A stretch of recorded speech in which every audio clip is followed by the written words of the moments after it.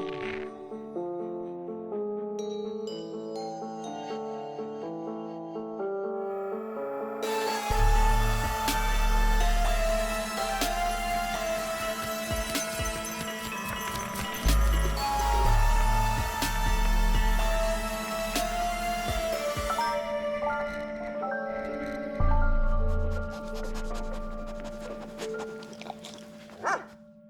so stoked. This is episode 20.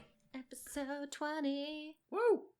Hello and welcome, horror hounds, to our most exciting episode of Cadaver Dogs to date, because it's episode 20. That's 20 times you guys have been listening to us, and the three of us friends have been talking about horror movies. Our favorite thing ever. Blood, guts, bones, entrails, digging up dead bodies, all that stuff. And today, surprise, surprise, we're going multicultural. My favorite genre. I'm Rob Basercha. I'm Devin Shepard. And I'm David B. Jacobs. And we are Cadaver Dogs. Hell yeah. Seriously, guys, I am so excited. I can't believe we've been doing this for 20 episodes. That's insane to me. It's insane. And in like April, I think we've been doing it for a year, though I think we've been recording for a year. May is when we released our first episodes. But yeah, we've been recording since I think last February. Oh, wow. Wow, guys. Because we remember we discussed trying to drop Irish folklore in time for St. Patrick's Day, and then we failed. Yeah. So I'm wondering, what did you guys get me as an anniversary gift? I got you an arm. You'll find out the next time I see you in person. Yeah. Maybe you'll get me like a voice acting coach or something. No, we actually got you something. Oh, yeah. No, we actually have you. Yeah, we have a gift for you. No, you guys didn't. Yeah, Stop. Next time I see you, remind me, because I'm terrible and will probably forget about it because I'm really, really bad at giving gifts. I'm going to get David some posters for his mom's house now, since I got him for his room. And don't get me anything for my mom's house. I don't want to get anything for my mom's house. I want to be at my mom's house. Yeah, sure. I'm only here right now because my roommate has COVID. And that's why I might sound more echoey than usual. I hope I don't, but I might. And I apologize. He sounds okay to me, but, it's just the sweet sound of David B. Jacobs' voice is just ringing through my body every time I hear it. It just gives me goosebumps. Oh, boy. Yeah. I feel like a third wheel right now. This is odd. So really stupid fun fact before we get started. I found out goosebumps are vestigial from when we used to have hairier bodies, and it's to raise the hair on your body to make you look bigger. That's what goosebumps do. Isn't that weird? Fucking weird, yeah. So if you're particularly hairy and you're naked, if you get goosebumps, you look a little bigger. So it's meant to scare back. Yeah. It's a panic response, a defensive maneuver for hairy mammals. Everything we do is defensive. We're weaklings as human beings. No, we're strong because we have so many defensive maneuvers. Yeah. We actually have a lack of defenses compared to other animals like turtles. I think they have better defense than we do. Yeah, they have a whole shell. It's like a walking fortress. Turtle. Right. Turtle. Speaking of turtles. Wait, where are we going with this? Where's that going? Oh, yeah. So before we get started, please follow us on at Cadaver Dogs Pod on Instagram, Facebook, and Twitter. You can also email us as at cadaverdogspodcast@gmail.com to let us know which films you want us to cover next time, or if there's anything you hate about what we talked about, or if you just want to get our numbers, because sorry, most of us are taking on this podcast. I'm not. David's still single, y'all. He will be by the time you guys message him, rest assured. Also, new thing that's really exciting is rate us 5 stars on Spotify. Not 4 bone reviews, although you might have a bone for us. 5 stars on Spotify. Okay? 5 stars, 4 bones. Yeah. So all this fun stuff aside, I know you guys are so excited to get started with the podcast this week. So starting us off is David B. Jacobs. Paul Marsh and his girlfriend Barbara never expected for their comfortable cruise to be disrupted by a monstrous storm. As their friends are injured, they make it out on a life raft, swearing to return with help from the nearby village, an obscure town known as Mboka. But perhaps they would have been better off facing their watery doom. Mboka is a strange place. As Paul returns to the cruise, finding his friends missing and presumed dead, Barbara on land is attacked by the locals. That night, Paul too is met with the same aggression. Escaping his sieged hotel room through a window, Paul runs through the town, noticing that the villagers limp about with slimy deformities. He soon encounters an old man, Ezekiel, who explains the situation. Decades ago, when Ezekiel was still a child, a stranger came to Umboka. This man, Capitan Cambaro, promised their people wealth, bars of gold and all the fish you can eat, if they only abandoned their Christian god in favor of a new one, Dagon. Of course, this came with a small price, just an occasional sacrifice, as Dagon would rape the women, creating generations of fish people, each one more hideous and less human than the last. Now they're ruled by Priestess Ushia, basically an evil mermaid, who plans to make Paul her immortal husband. After all, it seems those strange dreams Paul had been suffering from were a genuine omen, for he himself is secretly descended from Cambaro. And try as he might to save Barbara from becoming Dagon's next sacrifice, he is destined to fail and spend the rest of eternity swimming through the oceans alongside his sister bride, Ew. Directed by Stuart Gordan, this is H.P. Lovecraft's Dagon, although it's actually an adaptation of H.P. Lovecraft's Shadow Over Innsmouth. Not sure why they changed the title. Yeah, actually, okay. That was the part that I wanted to start at. So I'm not familiar with H.P. Lovecraft's written work. I know of his ideology and the following that he has and all those random facts that everyone kind of knows about Lovecraft. But have you guys read either of the stories of The Shadow Over Innsmouth or Dagon? Have you read I read them? Dagon. Yeah, I've read both of them.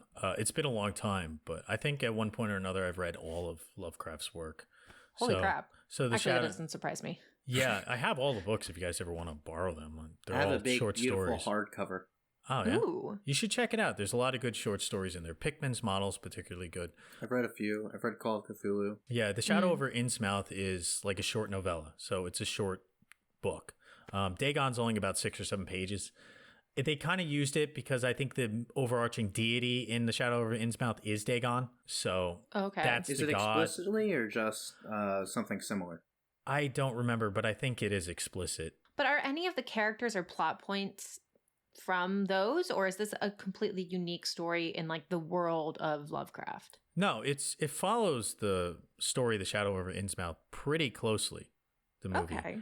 It has a very different feel, but there is a guy who's a descendant from these deep ones who are fish people, and he ends up stuck in this town, and he basically has to run from them, and he hides. It's the same plot as the movie. Although in the book, a submarine goes and shoots a torpedo at the underwater cavern they have and fucks them up at the end. And I think the supporting cast is original, right?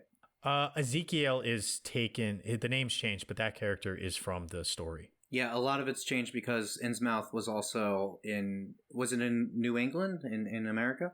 I don't remember. I think it wasn't so. Probably. Spain. It wasn't Spain. Everything's New England with Lovecraft. Yeah. Pretty much. It's all about all the immigrants coming over and infecting us with old world gods and whatnot, and just Lovecraft being afraid of immigrants type thing. Awesome. Yeah. Really cool. Wait, so did you call the twist then? Because I didn't know the twist was coming, and I was like, oh shit. Well, I saw the movie a long time ago before I'd read the book. So I know I didn't see it coming at all at the end when he gets lit on fire, and it turns out that he's a descendant and he has gills, which is pretty cool.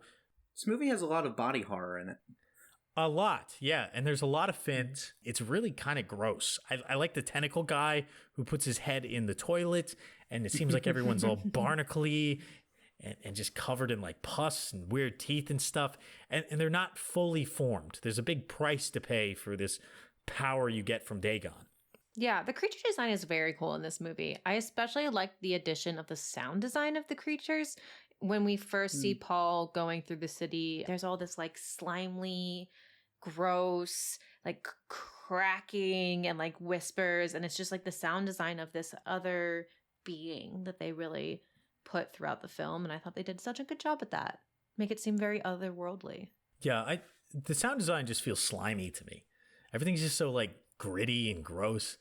It doesn't really make sense that there's this hidden Spanish town that no one's touched in the 2000s, but it's cool. It reminds me kind of like Resident Evil 4. It reminded me so much of Resident Evil 4. I was like, wait, they sound exactly the same. The language sounds exactly the same. And they're both in Spain. Yeah, and it's about as historically accurate in both instances, right? Yeah. It was so weird. Okay, you mentioned something about the town not like having been touched in 1,000 years or something. I was so confused, and I'm curious what your guys' thoughts are about this. So the lore, or not the lore, but the actual history is that the town used to be Christian. They worshipped Jesus and that God and everything. And then they found a new religion with Dagon because the town was not getting enough fish. They were poor, and they started pulling gold out of the ocean when they started worshiping Dagon.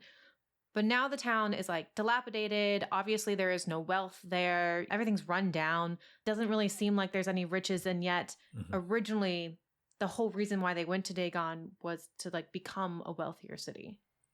But that's wrong. They're super wealthy. There's one point where Paul actually offers them, I think he offers them like $1 million or something if they let him go, because he's filthy rich too. And they're like, we have 1,000 times that in gold. Right, but they don't use it for anything. It's just, it's curious that they wanted this gold in the first place, and yet they seemingly just hoard it, or, I mean, because the town just doesn't use it. Well, I think they do. You're living off assumptions that they still want the same things that we do, but they're not fully human anymore. They don't care about plumbing. Yeah. They don't care about that hotel. They don't need it. They can live in the water. So there are 2 points that I get from what you're saying. First, I want to say that this reminds me of, as the same plot as kind of The Wicker Man, how like the harvest is dwindling. So they have to like shift from the Christian gods and go to the old gods. It's just rather than like paganism, we're going to the Lovecraftian mythos of like cosmicism, these like old world entities that are much older than even primates. Our significance is just, our life is very short, and humanity is kind of insignificant in the grand scheme of things. And second, it's to Devin's credit, I do think she's right that the town has become decrepit and it's dilapidated, and all the things they initially wanted, like you were saying, David, are no longer the goal, right? Originally, they wanted fish and wealth, but now they get tons of fish and they have all the wealth that they could possibly spend in 100 lifetimes, but they don't need it for anything because they're losing their humanity. To draw back from the original story, The Shadow Over Innsmouth, the locals are spoken of as doing nothing all day, just kind of sitting idly and getting drunk. They're just kind of waiting for the last remnants of humanity to pass. And right. I do have to correct one thing. It's not like 1,000 years this has been going on. It's more like 40 or 50. Not even. Because Ezekiel's like 50 years old, maybe 60. And like he was a little boy when they started doing this stuff. So it's only been a few decades. Less than a century. Right, for sure. And to clarify, that's all I was wondering. I was just wondering what your read was on that. I wasn't giving my own opinion there. So what is your opinion there? No, I agree. I agree with you, Devin. I think you were spot on when you said, like, why is it so dilapidated if they wanted all this wealth? It's because they traded something a lot more important than their religion when they started communicating with the elder gods. Yeah, and I think that what my reading of it was as well is just that if gold was less important and they have it now, then it's just lost any sort of importance. But that essentially their religion is everything to them, and that's all that matters, and the only thing that they keep on living for. Materialism definitely comes up a lot in this film, though. I think especially because Paul and his wife Barbara are wealthy. I mean, in the very first scene, we see them discussing how they can stay wealthy, how they want to be wealthier. And Barbara keeps, trying to pull Paul away from his computer where he's looking at stocks. And she's like, live the life, like be a part of the world. Don't just be in this computer program. Don't just worry about material possessions. Yeah, and I guess that also directly ties into everything in the village as well, because that's a similar thing. That she's saying that the wealth isn't as important as the humanity. Right. And then they lose both. He ends up losing all the wealth and all humanity. He just becomes a disciple of Dagon, which in the grand scheme of things, like the fish people are pretty much just the sheep of Dagon. He feeds on them, he sleeps with them. They're just there to serve him and make him more powerful. By the way, the Dagon effects, pretty insane. Oh, the special effects. Oh my God. I thought it was some sort of like theory or like religion. Oh yeah, no, the Dagon effect. Oh my God, that thing when it jumped out at the end and ripped her arms off. Oh my God. That was such a cool part, but it was gross. So you mentioned earlier you compared it to The Wicker Man, and I actually really like that comparison. If I recall correctly, in The Wicker Man, he's kind of a bit of a missionary, and you're not necessarily supposed to like the main guy in that movie. That it kind of plays his Christian ideologies against the people's pagan ideologies and makes you question whether or not we're right to judge. I'm not sure if this movie has that same nuance. How do you guys feel about the way it depicts their paganism versus Christianity? Well, I really don't think it's asking those same types of questions directly, whereas, that's like the core theme of The Wicker Man and the remake. Lovecraft is really this kind of like grandiose fictional universe about these elder gods and how worship is kind of like this force of like fuel for them and how we're just kind of insignificant. So probably what it's saying is that you shouldn't be spending your time worshiping anything. I mean, if you really want to look at it through that lens, I don't know if it's specific enough to say that, but I think if you are going to really like compare the Dagon religion against Christianity, then that's what the film would say about either, is that worship doesn't do much. And if it did, it'd be scary. You don't want to have magic forces affecting your life because they're unpredictable and they're overpowering. Yeah, that's really interesting. I don't know if I read it with that lens, but I could see that being a reading of the film. There was a moment in the film where Ezekiel and Paul and Barbara are tied up and they're about to murder Ezekiel, and they start saying some religious passage that I don't know because I was not raised religious. And I was like stuck in this moment of like, but I'm pretty sure at that point we've seen Dagon already, or like know of his existence. Mm-hmm. And yet they're still praying to another god. And I thought that was really interesting. It's like, did they not just prove you wrong that god doesn't exist, or that this god does, and yet you're still worshiping this god you're just saying words at this point, but there's like a physical god underneath you. That's a good point, because I actually kind of disagree with Rob's perspective here. I'm not sure I mean, I know H.P. Lovecraft was an atheist, but I don't know if this movie takes an atheist stance. And I think you could almost read it as though Dagon's not really a god, that he is beneath the one true god.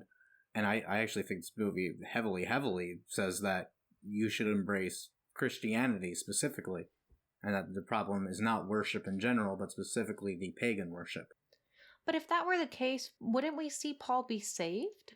No, because he's a descendant of them.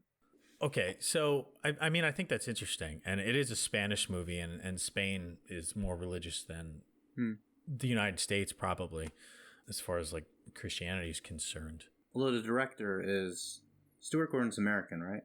Yes. Yes. He's an American director. He's a guy who did Reanimator and whatnot. But this was a Spanish production, though, even though they chose to film it in English. Yeah, it was a very American film. I think it crosses the cultures between America and Spain a lot. But I'm also not familiar enough with Spanish culture to be able to comment more heavily on how much it draws from that. Yeah. Right. I think I disagree with you, Dave, but I can support your point. And counter to Devin's point, I think the Christians in the movie would be like, well, Dagon's a demon. You guys should stop worshiping a demon because demons have power. Go ask like the Warrens. Yeah, it's as though the metaphor is that they are abandoning their love of God and Christ for a love of a demon. I mean, they talk about it. They refer to town as, I wrote down, Pueblo de Cristo, I think is what he calls it. He says the house of Christ. And that's what it used to be. That's what it's supposed to be. He looks at that as like the reverence before they were corrupted And then even the original sin, the first sign that this was going wrong, was when Kambaro kills the priest who used to be in charge of the town. So it isn't so much as worship is what's leading them astray, it's that they are overtaking their Christian faith, or Catholic faith. I think it's Catholic. Yeah, that makes a lot of sense to me. And I think going back to the point about the gold is like, okay, you're worshiping what we're not going to say is like a demon or a devil in this theory. You're worshiping them in order to like basically for sinful and selfish reasons to get gold, to get wealth, and thus forgetting about the pious life of humanity and religion. That makes sense to me. Mm-hmm. But then although they kind of shed all this wealth by doing so, like they're given gold, but they only use it as a device to worship Dagon. They don't spend it, and they shed their humanity. So it's somewhat ironic, I suppose. Which is kind of similar to the story of the golden calf, I suppose, that they build an idol out of gold in that story of the golden calf, which is from the Bible, when a bunch of the Hebrews essentially betray God and create a false idol, and then Moses gets really mad at them. Yeah, and then that's why they're not allowed to return. The original people who leave Egypt never get to return to Israel. Their punishment is that is that they won't get to return to Israel until it's more generations down the line. Everyone who worshipped the golden calf is dead. That's why they wandered the desert for 40 years. Wow, interesting. And I guess it's kind of similar to like the giant golden Buddhist statues in like Thailand or whatnot. Yeah. Which is so funny. It's like the monks who have nothing in it, but they use all this gold as like a worshiping device to Buddha. I think I also interpreted it this way because I see it as kind of as though Christianity is the Western theme in the movie. And I feel like there is a heavy thematic play between the Western ideologies versus strangers, foreigners, people from other lands. And how do you guys feel about that? But in this case, people from other lands are Paul and Barbara. But which is interesting. They're impregnated by Dagon, and their offspring are these mutants, right? So that kind of plays into a lot of the Lovecraftian xenophobia, how he doesn't believe in the mixing of the races so much. And there's a lot of writings of his about that, and there's a lot of bad words in some of his stories. And, a lot of it's of the time, but we should still be critical of the writing. Definitely. Yes, very much so. Yeah. Yeah, and I thought it was really interesting that, I mean, once we found out later that Paul is actually Pablo and he's a descendant, this line made a lot more sense. But he said, I think Barbara is also Spanish and Paul doesn't speak any Spanish. And yet he says, this is Mother España, my mother country. My mom's from Spain, but she didn't let me speak Spanish and she never let me come near. It's like his mom was like hiding this whole lineage from him, which was really fascinating. And of course made sense because he's actually Imbocan. I think that says a lot too about, I guess, becoming westernized. It's not even Imbocan. He's a part sea monster. Oh, yeah. I mean, this movie uses the Imbocans, but it combines them with literal sea monsters. And I mean, you can kind of interpret it as like the foreigners are monsters. Right. And his mom isn't even Imbocan because they said that somebody, I forget who it is now, would bring women over to the island. Yep. Yeah. And I think that definitely was Lovecraft's point in the original. How much of that is really in this movie? I think it's definitely been diluted a lot. I don't think the themes of xenophobia are nearly as strong as they were in the source material. I haven't read the source material, so I can't compare it to that. But reading this, I knew that Lovecraft was a racist, but I didn't know how much of that was in this story, and I very quickly picked up on it. So an insane amount. There's a lot of snobbery towards inbreeding immigrants. Yeah, and I mean, there's so much also trigger, but there's so much rape in this film, and essentially it kind of feels like Lovecraft is like, if you're of another race, whatever race he's talking about here, who the fuck knows, you're just gonna rape our women and impregnate them and like try to spread your impurities across the land. This is Lovecraft, this is not me. That felt very much in this story. I think it really, really is. The original, of course, is not Spanish. It is set in New England, but I think it's all still holds true that he goes to a strange land. And again, they come from the deep, so they are literally aliens. Oh yeah, and this is just stuff that Lovecraft was known for in his life, that he would talk about. Basically, he thought that the white man was the only important thing. That he was very xenophobic. Yeah. So moving on from that point, there's this idea of a premonition that our main character is hurtling towards this destiny no matter what he tries. Despite his mother's efforts to bar him from speaking Spanish and returning to the motherland, he's drawn to this inner force, which is part of this whole like cosmic idea that humanity's lifespan is very impermanent. Our time is limited and it's coming to a close. There are forces at work that are beyond our control. Yeah. I think that's really interesting because what Yoshia says when she's trying to convince Paul to come over, she's like, I think she basically says that. She's like, humanity is done and the only way that you can live forever is by joining me and the gods, essentially. And then when he eventually realizes that is his fate, he goes, there are no possibilities, which the character of Paul, I really do love. I don't think they did it well enough, but I think they implanted it enough where like one of the first things in that scene that I had mentioned earlier, where he and Barbara in the boat and he's on the computer, she goes, you can't program life. And he goes, yeah, you essentially can. It's just a bunch of ones and zeros. And throughout the film, we see him constantly debating, is this a one or is this a zero? What are the two possibilities here? This choice or this choice? And eventually he's like, oh, there are no possibilities, and eventually accepts that your fate is predetermined. I'm pretty sure that's what he comes to the conclusion to, and that life is already programmed. That makes sense. I appreciate a nerd protagonist. Just saying. So nerdy. I know. I really appreciate his nerddom. I mean, this is all connected because I Lovecraft himself fell into this philosophy of humanity is doomed and we are impermanent and we're not actually that important. And I think that largely connects to his intelligence, so to speak. I mean, not that intelligent about how he thinks about people who aren't white, but intelligence in terms of, like, bookedness. Yeah. It's worth saying before you continue that a lot of his racism kind of changed more into a type of, like, classism later on in his life. So he was also prejudiced he mellowed against out just a little bit later on. I think it was really because of the Great Depression, actually, that early on he was very highly conservative and like almost trickle down theory. He voted for Herbert Hoover, and then in the 30s he like completely changed his mind and he said, "Oh, this is not working," and he actually became a democratic socialist. Oh my God. He became a Bernie fan. He became a Bernie bro. All right, Lovecraft is a Bernie bro. Yeah. Okay.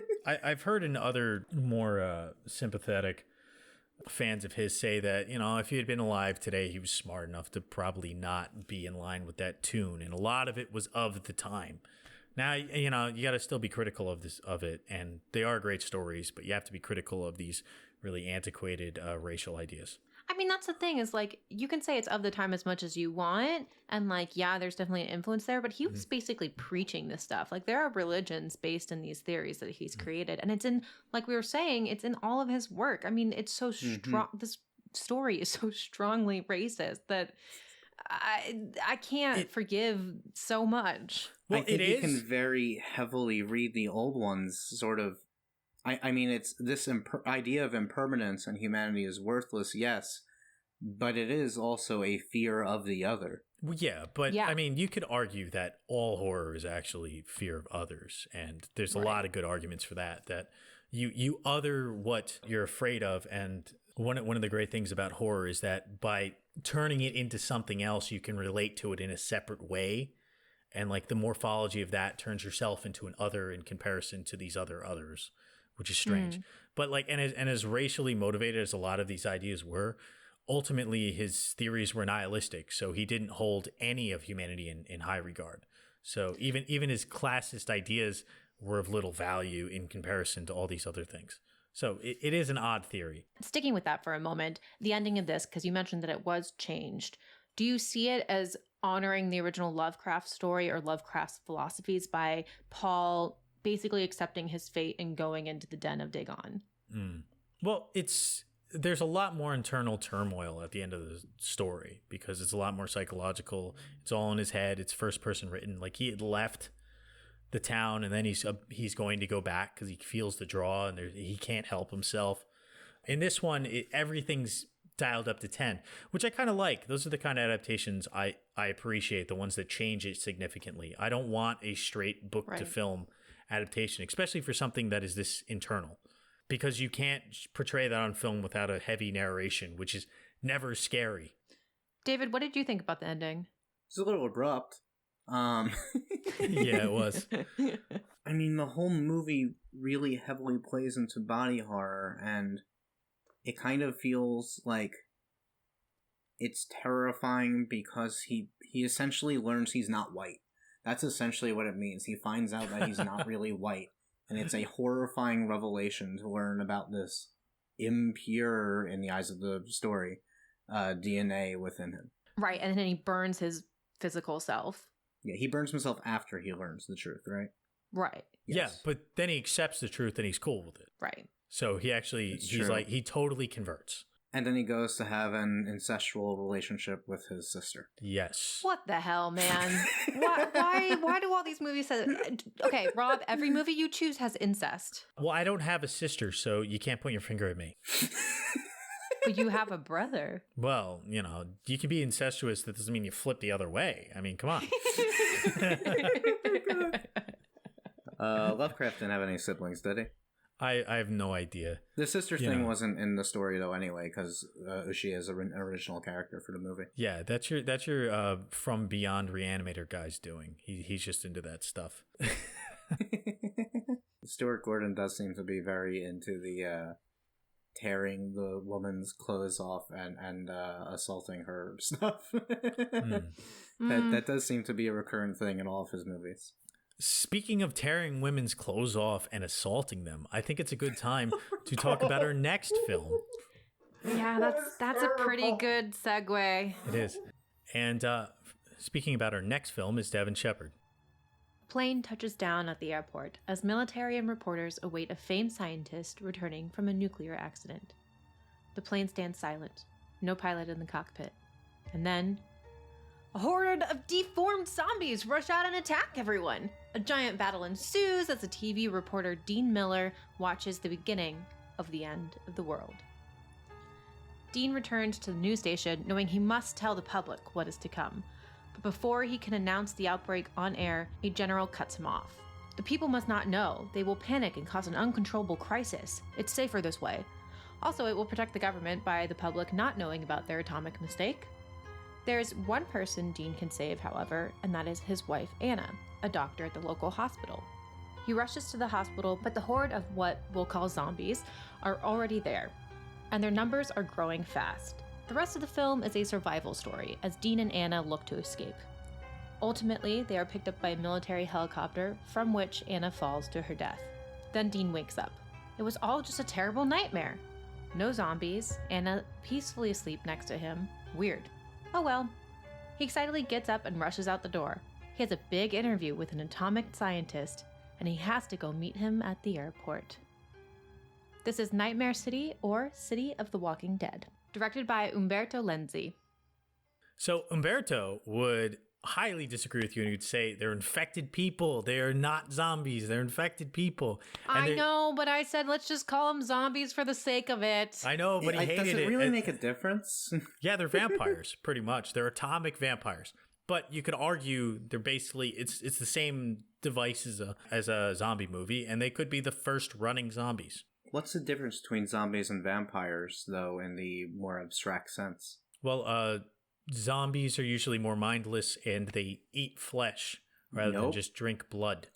They eat brains, too, some of them. But what do you think? Well, vampires used to be more mindless before Dracula and before Camilla. So, actually, our modern idea of zombies is very close to what vampires used to be. It's actually closer to vampires than zombies. But the infected people in this movie are not at all slow in terms of like of the mental capacity or their physical capacity. They are very much smart beings. In fact, they're called superhumans by one of the general's advisors. He goes, they're basically a Superman, but they're even better, although they have to drink blood to keep going. The only way to kill them is to shoot them in the head, just like zombies. Just like zombies. Yep. But they also, and they survive during the day, so that detracts them from being vampires. They do suck blood, and they're also radioactive, which, like, no one seems to really discuss. Like, they bring one of these dead things into a room, like, no, that thing's radioactive. You all have cancer now. Oh, yeah, huh? That's true. Right, and because they're not technically zombies, too, because then they weren't dead and then came back alive. They are just infected, Yeah. which a lot of modern zombies now are infectious and not necessarily dead, come back to life. But a lot of time you have to die and then the virus reanimates your body. That's what happened in, like, the Dawn of the Dead remake. Right. But remember, in the movie, Dr. Miller, it is Dr. Miller, right? His wife? Yeah. Because Yes. I thought she was like a nurse's practitioner. I didn't realize she was a doctor. It's very confusing. Yeah, I thought she was a nurse. I mean, yeah, she's probably a doctor because they live in a really nice house and he's just a reporter. So there you go. But he's a TV. They call her doctor, but she acts like she's not a doctor. I mean, I don't know. However you read it. But she thinks that they might be vampires and goes to a church to find out, and it does not work. Because the priest is infected. Which is, like, so weird, because she's, like, talking about science and whatnot, and she's preaching atheism, and it's just like, oh, well, they're vampires, so maybe it will be okay if we just go into this church. It's like, what? That's the most Her out of character character. is so dumb. It's just like, I hate how they wrote her is she so a much. doctor when she's so dumb? Dude, are any of the character decisions in this movie not baffling? None fair. of them make any sense at all. None. She's like, oh my God, I forgot to lock the cellar. Like, just lock the basement door then. Like, don't go down there. You fucked up. The movie is very schlocky. I even, in researching for this episode, I saw others referring to it as an exploitation film. And I'm curious if you guys agree with that or not. I'm not taking a stance. Exploitation of what? They just called it an Italian exploitation film. Like, literally the genre of exploitation. But I don't think it really has enough of anything to talk about, really. It's kind of just like a fun, gory romp of a movie, and they like try to talk about like the problems with science, like atomic science, nuclear science, and they kind of talk about the problems with the military and the government silencing the public and like keeping secrets from them, but like not really. Yeah. I mean, to play devil's advocate, isn't that what an exploitation film is? Yeah. I mean, I actually think it pretty much is an exploitation film. It's really about a bunch of guys in ugly makeup ripping girls' clothes off and sucking their blood from their boobs, which they do a lot of in this movie. They Yeah. like to suck their blood from their boobs, which is a very vampire-esque type thing to do, is to It's like very bite them. sexualized. Yeah, is to bite them in a Yeah. sexualized area. That's very vampire-esque, but they're really disgusting like zombies. I don't think there's a super deep meaning. I think we're going to rip one from here, but the movie's holding it close. We got to really tear it apart and take the meaning out of this. We got to force one. And the writers tried to force one when they're driving, and Dr. Miller is tailing her husband, who has no personality whatsoever, that except he's a reporter who's good at stuff. And apparently he can throw exploding TVs, which, by the way, is the coolest thing in the world. That is my favorite part of the whole movie. What'd she tell him in the car? She tells him that humanity is in this cycle of aggression and eventually we're going to wipe ourselves out. And now's the time, you know, which is kind of similar to the last movie of like how humanity's time here is very limited. We're eventually going to extinct our own selves, except in this time it's due to ourselves rather than outside forces. Yeah. Maybe I don't understand what an exploitation film is. Sorry, I just want to go back like 5 steps. Okay, so to me, exploitation movies are more about just extreme content rather than any like storytelling mechanics or deeper meaning or thematics. So it's just usually to get like a shock out of people. not exactly shock horror. They're usually just like lower budget with like a lot of either like blood or boobs or cussing or something like that. Just kind of I like a see. lowbrow type of film. I think they're usually indicative of like this time period also. Is like the late 70s to the 80s kind of.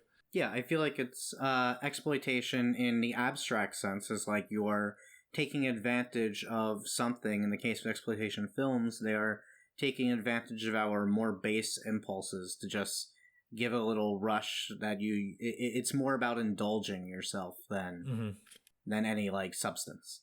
I see. So then, yeah, based on everything that you're saying then about, what they were talking about in the car, I do think they were really trying to say something. Yeah. Yeah, that's why it's like, initially David brought this point up, like, is it exploitation? And I'm like, no, of course not. And then I started really thinking about it, and I was watching the movie again. I've seen this movie like 4 or 5 times now, by the way. And I'm like, yeah, it's kind of hard to argue against. There's like one score.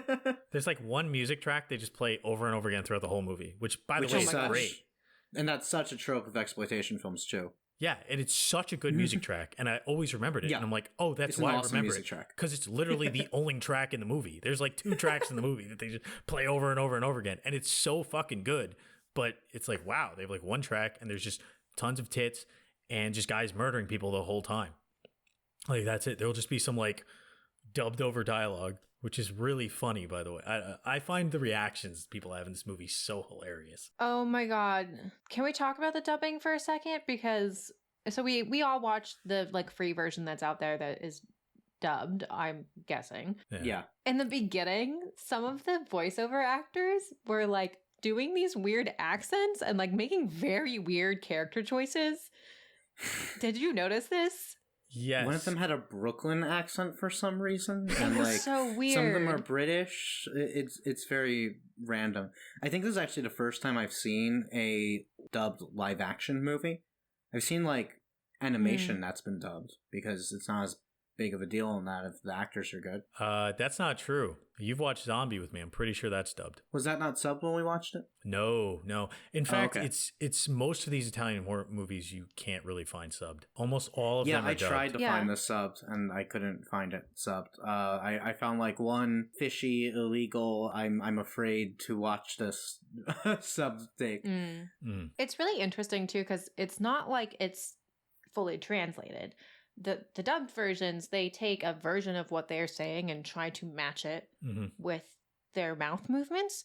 So it's not even like a full translation, which I'm so curious about too, because it's like, well, we could have also, if we're talking about exploitation, like maybe we lost a bunch of the themes too watching the dubbed version. Like maybe they say a lot more in Italian. Yeah. Who knows? It's possible, but a lot of the actors aren't even speaking Italian in the movie. If you watch it, the words link up with their voices. And I think That's a lot so of weird. these. Okay, so a lot of this I've heard, and they talk about it in Once Upon a Time in Hollywood, Quentin Tarantino's latest movie. It's at this time period when they were doing Italian films. Often they just have every actor just speak their native language and they just dub the whole thing. So you actually can't really find a movie that's not dubbed. And I've seen, this might be the 4th version of this movie I've seen, and it's always been dubbed, and it's always been hilarious. That's so interesting. Like all these zombies are like 100 zombies run out of this plane. It is an insane scene. They literally put makeup on 100 people in like 2 hours and did this scene. It's a phenomenal scene. It looks pretty shoddy, but it's great. And our main character, Miller, is just watching and he goes, "Dear God, maybe we should leave," or something. It's like his reaction is just there's like no reaction. I know. And then immediately after, you're like, God, can the acting get any worse? They're in like the dance studio for a music hour or whatever. And this guy is just like looks over and sees a dead dancer with no facial reaction at all. And then he looks over at a thing and it kills him with no facial reaction, whatever. This guy's amazing. It's just, no one reacted. Also, can we take that dance from the jazzercise class or whatever that was and just make that the new TikTok craze? Let's just do it. It feels very much like the filmmakers are going through this with the idea of just putting something out there fast and cheap, and who cares what it is, just let it be stupid, don't think about it, don't think about the themes or whatever, just throw it out there, and this is not something that anyone will ever analyze. It's analysis proof. But on this podcast, we analyze it anyway. So, actually, I disagree with you. I really think Umberto Lenzi was doing something very ambitious here. I just think he didn't have the budget or the time to do it. And I would love to see this movie remade with a big budget and good acting. Is it really? is getting a remake. It's probably going to suck. Supposedly. I hope it's the Tom people who... Savini's supposed to direct it. Oh, that's cool. Ooh. I would like the guys who did the latest Wrong Turn to do it, because those guys are awesome. Whoever did that. Oh. So what do you think Umberto Lenzi is trying to say? Is it just what she says in the car? I think that's more or less the theme. I also think there's a heavy theme of censorship. Oh, yeah. Yeah. And I think it's about this insidious like government practices that they're keeping from us, and that they actually just view us all as like sheep and like part of the herd. And as you see these toxic zombies, they're really like mad consumerists, right? They have to run around, just consume. And the instant they stop, they die. Like as soon as they stop drinking blood, they die within an hour or something. That's why at one point they find one like dead on the ground. They're like, oh shit. Right, which shows that eventually they will all die out. When there's no more humans to drink blood from, then they will no longer exist. Yeah, unless they just kill everybody. Like if you don't stop the spread, it could just like off all humanity. It's very similar to 28 Days Later, how they starve if they don't infect everyone. In fact, 28 Days Later is more or less a remake of this movie. Yeah, kind of. So the idea of this... The idea is that nuclear testing is what created them, right? Because they're irradiated? Yes. Yes. Cool. So that's like, she has this whole speech about how it's not science or technology that causes this, but it is man. I guess guns don't kill people, people kill people. It almost reminds me of The Thing from Another World to some extent, but it's less distrust of science and more distrust of the people wielding it. So I guess that also ties into our mad scientists. Right, yeah. Yeah, except this one is, I think it's a lot more nihilistic. It's similar to Lovecraft in that it really views the human condition as limited. Like we're self-destructive and our time is ticking, you know, our end game is on the horizon. There's a premonition of our demise in the future, which happens in this movie because he foresees it all before it happens. In fact, 3 different characters foresee it before it happened. We have the soccer player who's in bed, who foresees his leg getting chopped off, which actually didn't happen. I wish they showed that. Right. And then they have the sculptor who, what's her name again? Sheila, right? The least Italian name ever. Yeah, I agree with you that it's nihilistic. I even think it almost relishes a bit in its nihilism, and I guess that also ties into the exploitation.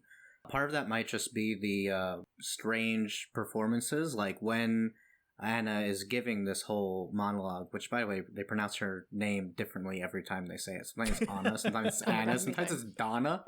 Oh, yeah. I swear they called her Donna one time, right? Yeah. No, they definitely did. Anyway, Anna, Donna, when she's having this monologue, she like almost seems really happy about it. She's like, this is man that caused this. She's like in your face about it. And that might just be a weakness in the performance, but I feel like that does read into the theme a bit, because then it is sort of like a gloating that like, oh, we know what's up with you guys. You're all stupid and gonna kill yourselves. Ha ha ha. Right. But Dean kind of also gives that impression, like in the beginning when he's like, I'm for the justice. I'm a journalist. Like, I'm gonna save you by telling everybody about this terrible thing. Like, he seems so self-righteous, and it's really annoying. He is. Can you guys talk about, because you mentioned this, but I didn't think about it at all. You mentioned that you read this as being largely about censorship. Can you get into that? It's right on the nose. I mean, Dean's a reporter or a journalist, whatever you want to call him. And he finds this thing and he wants to report it, and he's the hero, but the evil government who caused the whole process shuts it down so you don't tell anyone, then everyone gets killed because of it. Right. And they keep saying throughout the film, no, we can't let the public know. We can't let the public know.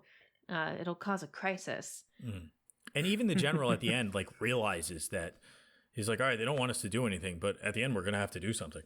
Like, we're just going to wait until we end up doing something. And I think it ties into the ending too, because the ending is very, very rough. But so Dean wakes up, he has this dream. We realize that the whole end of the world was a premonition. And he goes to the airport to basically go back to the beginning of the movie and interview the scientist. But he doesn't do anything about it. He doesn't say anything about it. Well, we don't know if he does because the movie cuts.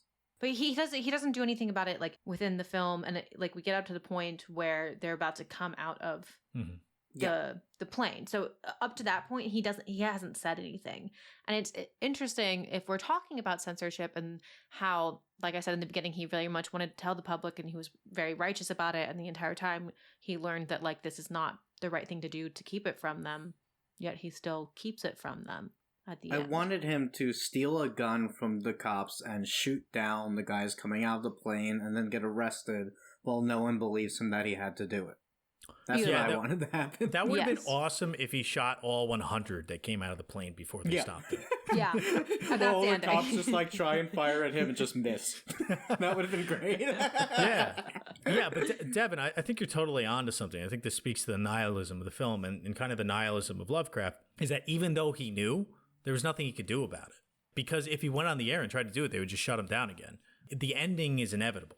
In that sense, though, with this ending scene, it seems to be commenting on censorship throughout the movie, but then in the end, it doesn't really matter. There's nothing they could do about it anyway. It's almost about the press not really being useful. Yeah, it speaks to the futility of humankind as a whole, right? And there's a few inklings that maybe if we listened to women more, we'd be better off, kind of. But then they kill off the female characters too very easily for them being stupid, which bridges the gap of like it's not really mankind, it's mankind as a whole, mankind, womankind together. Because even is it Sheila when she's talking to the colonel? The major on the phone. She's like, oh, just like a bale chauvinist pig, blah, blah, blah. And he's like, listen, babes, listen, toots, just do what I said, okay? Blah, blah, blah.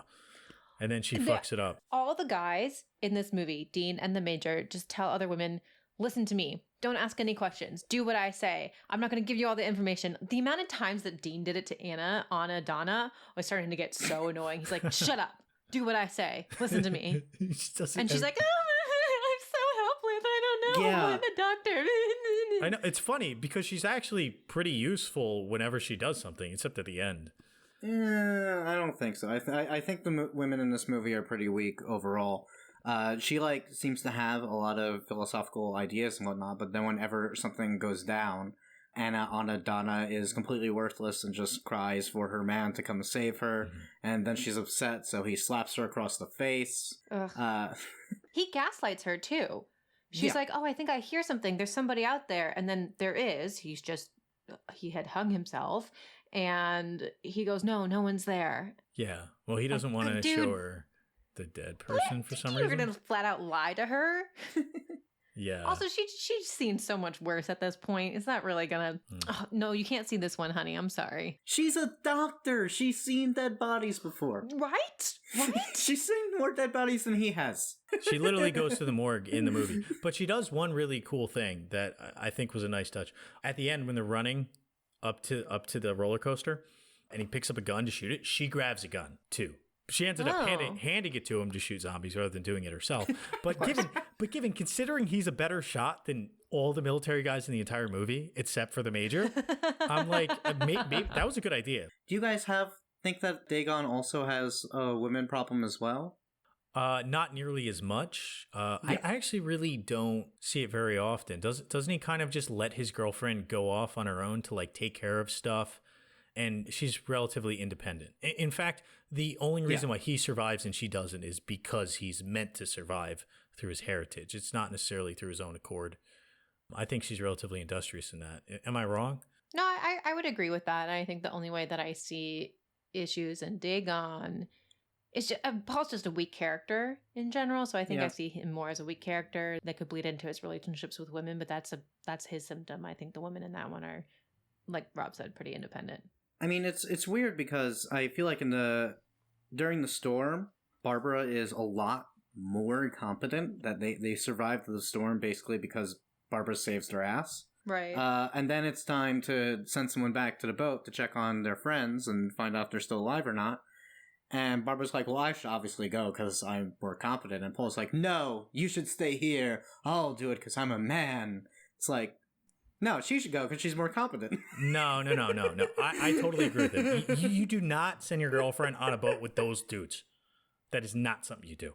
Those creepy looking guys, you're like, no. She's not getting on a boat with them. Do you feel like he feels threatened by her at that point? That she's proved herself to be more competent than him, and he's like, oh shit, I gotta do something. That is definitely true. And he's also basically the opposite of Dean, who's super competent and good at everything. This other guy just kind of sucks at everything and just barely survives. And at the end, he even fucks it up and lights himself on fire and can't even get that right. But he turns into a merman. I think that's cool. He turns into a merman at the end. I'm totally about the merman.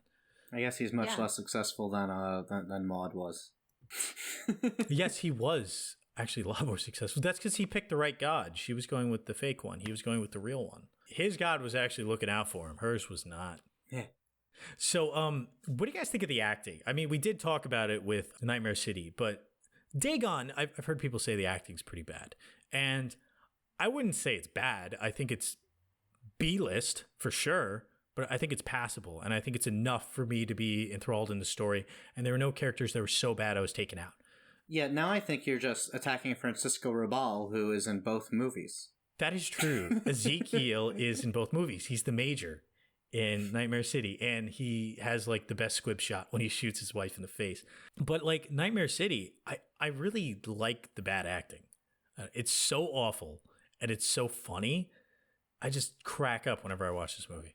With Nightmare City especially, it's really hard to talk about it without referencing all of the shoddy elements, because I think that it really does play into your read of it, that it's harder to take it seriously. Mm-hmm. Dagon, some of the acting's not very good, particularly from the guy who plays Paul, but I feel like that's more just some of them not being that good, rather than like something that is intentional or feeds into the movie in any way. I don't think it's intentional in Nightmare City. I don't know if the original acting was bad in Nightmare City though, because it's a dub. I think it's probably bad. Probably. Who knows? Yeah, who knows? I agree with you, David. I don't think it was the intention to have terrible acting in Dagon. And I think for the most part, Rob, I agree that like it's passable. I'm not as much bothered by it, except for Paul. Paul is not good, and I think it ruins the horror for me, because at no point is he scared. I never see fear across his face. It makes me not at all afraid of these fish people, and I kind of lose all of the horror for me because he can't perform that way. He's a little bit insufferable. He reminds me, I actually like him, but he reminds me a lot of Bruce Campbell in the first Evil Dead. But I feel without like he's a the very charm. similar character. Yeah, but Bruce Campbell in the first Evil Dead has very little charm. He gets it all by the second one. His acting abilities are so much less. But he's at least scared of the demons. So also, what do you guys think of these movies that have like no setup? Do you like that no setup? Yeah, I think what you're really tapping into here is this sort of schlocky vibe that both of them have. That, I mean, Dagon, I think it was a theatrical release, but it feels like it was made for TV. Totally, right? Yeah. And it does make it interesting when you talk about analytically, because it makes it harder to take seriously, but I don't think we can discount what they're saying. I think it just sort of makes the themes and their intentions kind of muddied and strange and not that well thought out. That's why we're finding like all of this misogyny in some of the movies, why there's like some xenophobia that's not well thought out. I mean, I don't think Nightmare City is xenophobic because it doesn't comment on that at all. But well, you could look at it through the xenophobic lens. I think it's way more of a stretch in Nightmare City, but it is basically about a bunch of foreigners landing in your country who are not supposed to be there. They're running around. They're more or less raping all the women. They're ripping their clothes off and sucking their blood. No. They're from a foreign place, and they're not human. They're like subhumans, so I'm going to call them foreigners. But they are human. They show up, they rip everyone apart. Well, they're atomic humans. They're mutants, and they're interbreeding with everyone and ruining society. It's a very similar plotline. Well, no one's alive long enough for it to be interbreeding.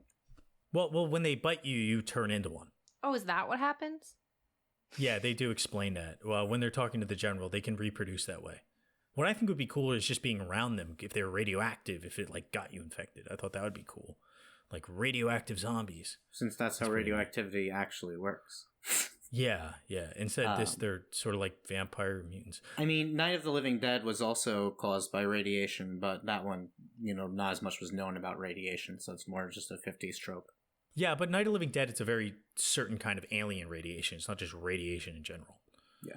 So I think it doesn't need to be explained as well.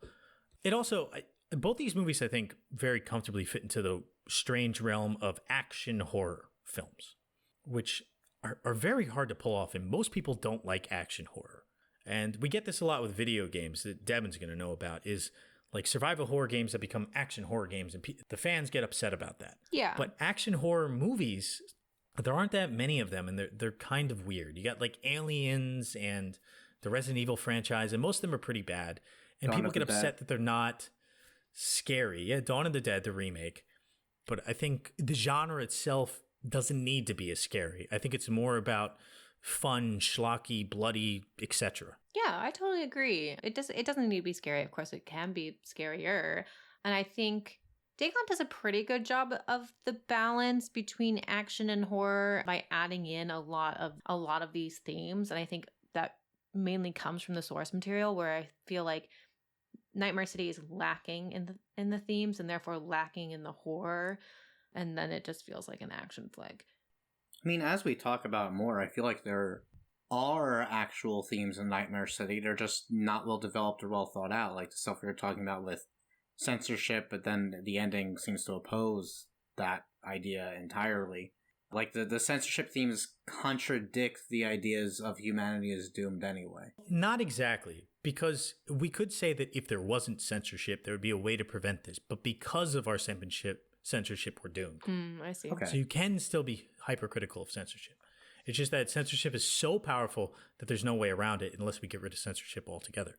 To connect this to modern day and our times, would you relate this with COVID at all? Would you call it prophetic of how Trump handled COVID to point fingers? I don't really see the relation. I mean, there's no one running around like saying to hug the zombies like they do in like Dead Next Door, which I am going to make you guys watch at some point, where there's like the pro-zombie crowd. I mean, they kind of are, though. Like, the entire idea of not shutting down, of continuing to communicate, and I don't know. I feel like I see a connection between this and COVID. I thought that was where you were going with it when you suggested this, actually. That it's the whole infection thing. Oh, interesting. And then the government is shutting down information about it, not letting people be aware, and people don't want to be aware. Well, I don't think the connection is as clear with like American politics, but maybe with like foreign countries, like China, for instance, there's like draconian measures and they're like locking down information. Their censorship is like possibly making the situation a lot worse. It's like still to this day, we really have no idea how many deaths there were in China due to COVID.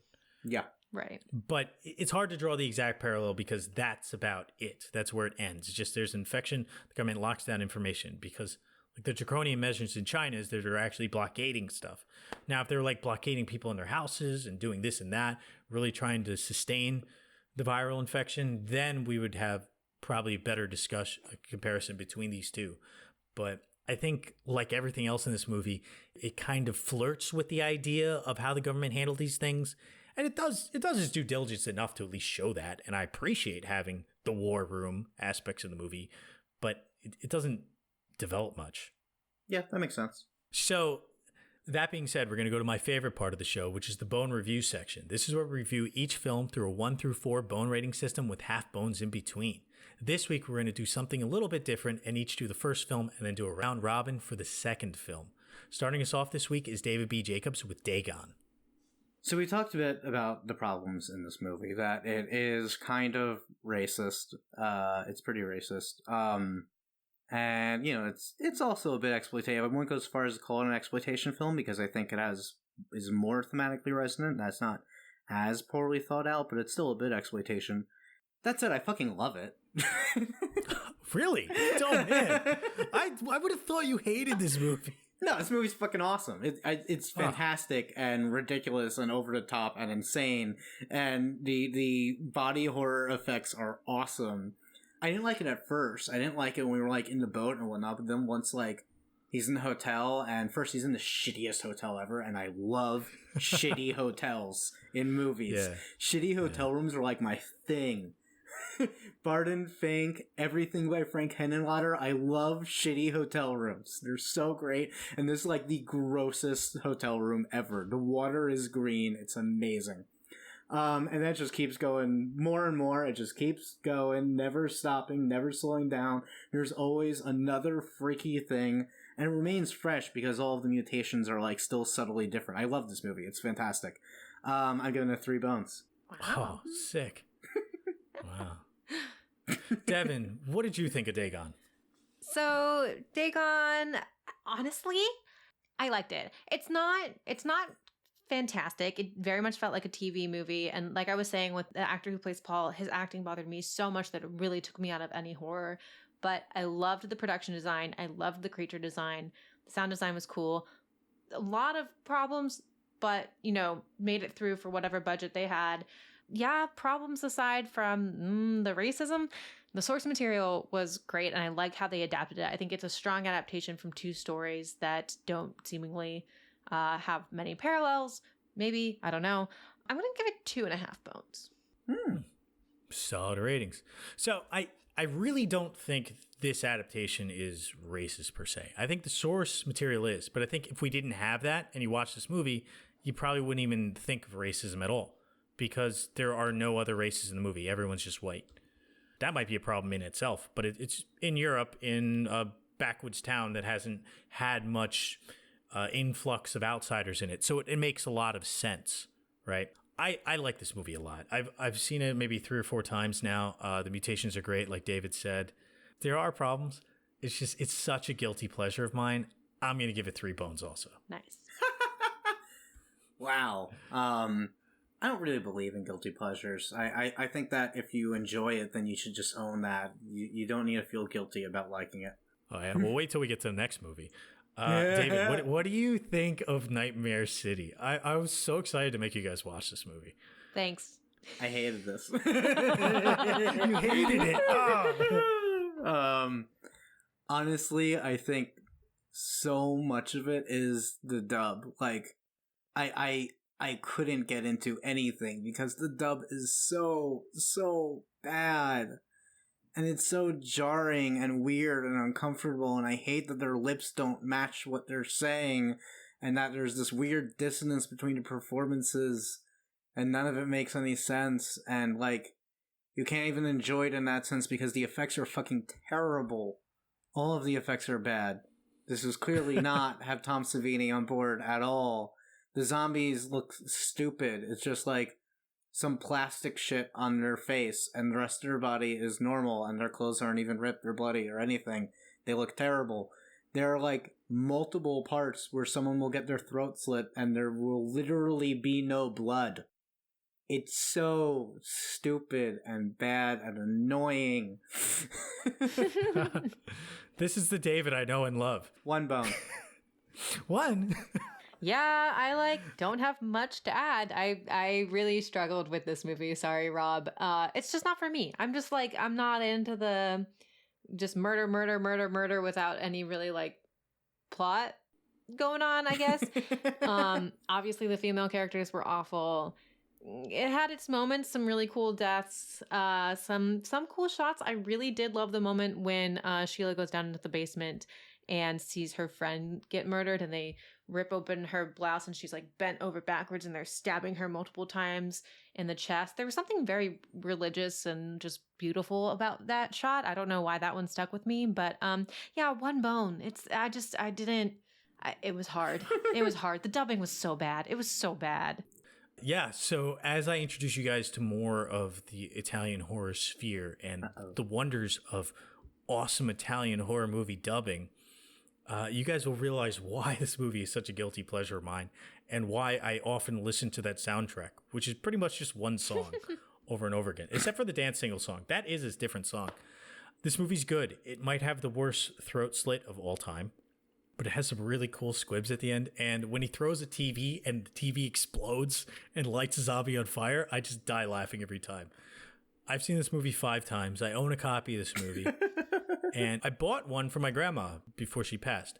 So, yeah, 2.5 bones. This is a really good movie. I love it. And Rob, I do appreciate you expanding our knowledge of horror. And I love that we all have different tastes. And I think this has been, as we are talking about the 20th episode of this podcast, I think that's been the most exciting thing so far, is just expanding our views of horror and the genres of horror and having the listeners join us all along. Yeah. So hopefully we have some listeners maybe in the future that can introduce us to some maybe East European films. Please. Of horror films, which I really have not engaged in that, or maybe some African films. I don't know if I've ever watched any African horror films before. So if any of you listening have any ideas or some movies like that we should watch, Thailand, wherever, please send them our way. That's it for today, guys. I urge you all to go home and to watch Nightmare City and Dagon and let us know what your reviews are on our Twitter, Facebook, Instagram at Cadaver Dogs Pod. Or you can email us at cadaverdogspodcast@gmail.com and tell me why you think these movies are fantastic and why David and Devin are wrong about Nightmare City. Until next time. Cthulhu for Dagon.